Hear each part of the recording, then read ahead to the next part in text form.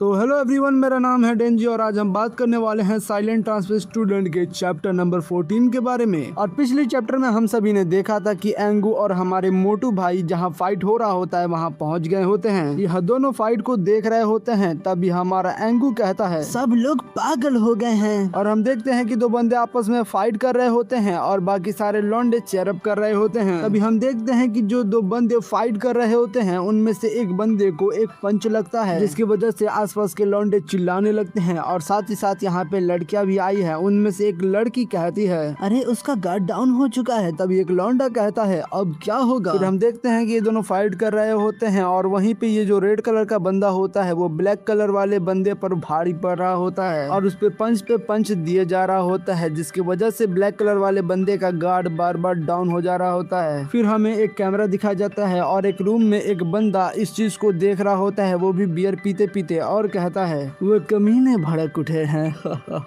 और आप सभी को बता दूं कि ये फाइट स्कूल में जिम वाले रूम में हो रहा होता है और हमें इस बंदे का फेस दिखाया जाता है और यह बंदा एक टीचर होता है। ऐसा लगता है कि खेल का विजेता पहले ही तय हो चुका है। क्या अब यही मेन मैच है? वह नया ट्रांसफर स्टूडेंट आ रहा है, जीजॉन, क्या यही नाम था? काफी अजीब बात है, मुझे लगा था कि वह शांत, छोटा और कोमल पपी है, पर वह एक फाइटर था, है ना?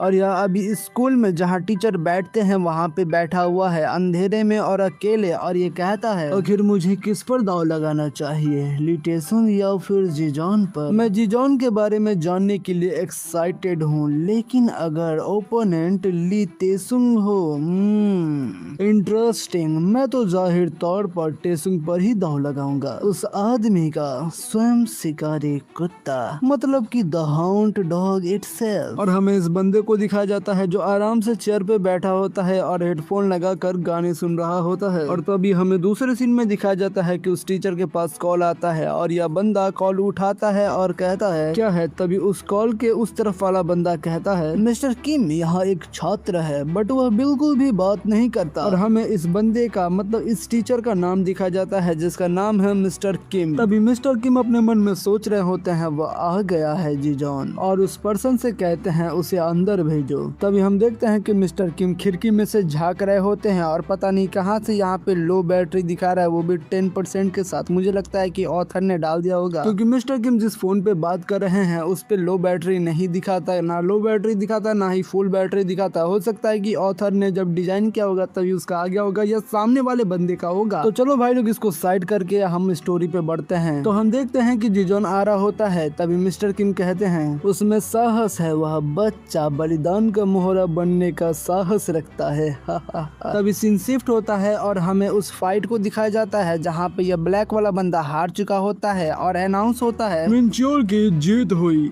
मतलब कि यह रेड कलर वाला बंदा जीत चुका है और जो हार चुका है वो बंदा अपने मन में गालियां दे रहा होता है। तभी ये लाल बाल वाला बंदा कहता है अब तो मेन मैच शुरू ही होने वाला है, जीजॉन कहाँ है? ये जैसे ही कहता है तभी ये दोनों छपरी एंगू और मोटू भाई को डराने लगते हैं और कहते हैं तुम साले कुत्तो, जीजॉन यहाँ क्यों नहीं आया? अगर जीजॉन नहीं आया तो मेन मैच में ली तेसुंग तुम दोनों की बैंड बजा देगा, समझे? तभी हमारा एंगू कहता है हमें थोड़ा और समय दीजिए। तभी सीन शिफ्ट होता है और हम देखते हैं कि दरवाजा खुलता है और सारे बच्चे उस दरवाजे की तरफ चौंक कर देख रहे होते हैं और देखते हैं कि जीजॉन आ गया है। और बहुत सारे स्टूडेंट जीजॉन की तरफ देख रहे होते हैं और बोल रहे होते हैं क्या यही जीजॉन है?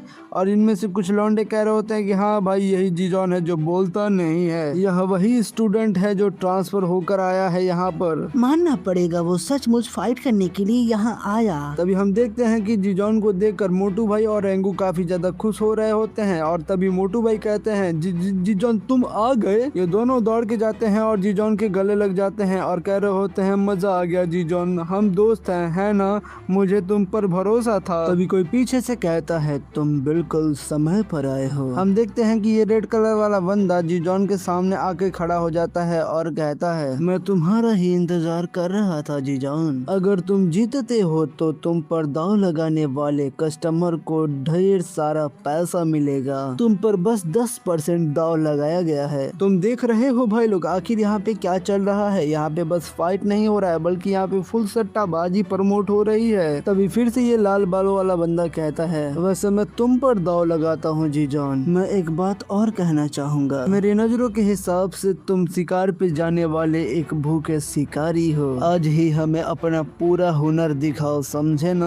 और हम देखते हैं कि जीजॉन जाकर टेसुंग के सामने खड़ा हो गया होता है, मतलब कि उस ओपोनेंट के सामने खड़ा होता है जिससे उसकी फाइट होने वाली है। और हम देखते हैं कि जीजॉन का ओपोनेंट मस्त कान में हेडफोन लगाकर गाने सुन रहा होता है और एंजॉय कर रहा होता है और इन दोनों की आंखें मिलती हैं। तभी टेसुंग अपना हेडफोन निकालते हुए जीजॉन से कहता है, तो तुम ही हो ट्रांसफर स्टूडेंट। और इतना कहकर अपने हेडफोन को पीछे फेंक देता है और कहता है कि म्यूजिक शुरू करो। तभी एक बंदा कहता है कि ओके। और हम देखते हैं कि यहाँ पे म्यूजिक स्टार्ट हो गया होता है और टेसुंग अपना पूरा कपड़ा खोलकर यहाँ पे फाइट करने के लिए तैयार हो गया होता है, मतलब कि पूरा ऑरा प्लस कर रहा होता है। और जीजॉन से कहता है, चलो कुछ मजे करते हैं। और हमारा जीजॉन ना कुछ बोलता है और ना कोई इमोशन दिखाता है और स्टार्ट हो जाता है फाइट करने के लिए। हम देखते हैं कि जीजॉन इसको देख रहा होता है और ये जीजॉन को देख रहा होता है और फिर ये दोनों फाइट के स्टांस में आ जाते हैं। और सबसे पहले अटैक करता है टेसुंग। वो जीजॉन के तरफ काफी सारे पंचेस थ्रो करता है बट जीजॉन आराम से उसे डॉज कर लेता है। और फिर जीजॉन टेसुंग के ऊपर पंच थ्रो करता है बट टेसुंग उसे डॉज नहीं कर पाता बल्कि उसे ब्लॉक कर रहा होता है। और फिर ये दोनों आपस में तबातोड़ पंचेस चला रहे होते हैं। तभी टेसुंग एक किक थ्रो करता है जिससे जीजॉन आराम से बच जाता है। फिर तभी जीजॉन एक पंच थ्रो करता है इसके फेस पे, जिससे टेसुंग उस पंच को सिर्फ ब्लॉक कर पाता है। और फिर टेसुंग सोचता है अपने मन में, मैं बता सकता हूँ कि उन कुछ मुक्कों से जो हमने एक दूसरे पे चलाया है वो एक अलग ही स्तर पर है उन दूसरे लोगों से जिनका मैंने पहले सामना किया है। आज अच्छा नहीं लग रहा था तेरे के। तभी हम देखते हैं कि जीजॉन उसके फेस पे एक पंच मारता है जिससे टेसुंग पूरा हिल जाता है और अपने मन में सोच रहा होता है, डैम इट, उसने उस पल को निशाना बनाया जब मैं थोड़ा सा लापरवाह था। और फिर से ये दोनों घमासान युद्ध करने लगते हैं। और तभी अचानक जीजॉन उसके बॉडी पर एक किक मारता है और उसके फेस पे भी एक पंच मारता है जिससे टेसुंग पूरा हिल जाता है। और वहीं पे टेसुंग सोच रहा होता है, फक,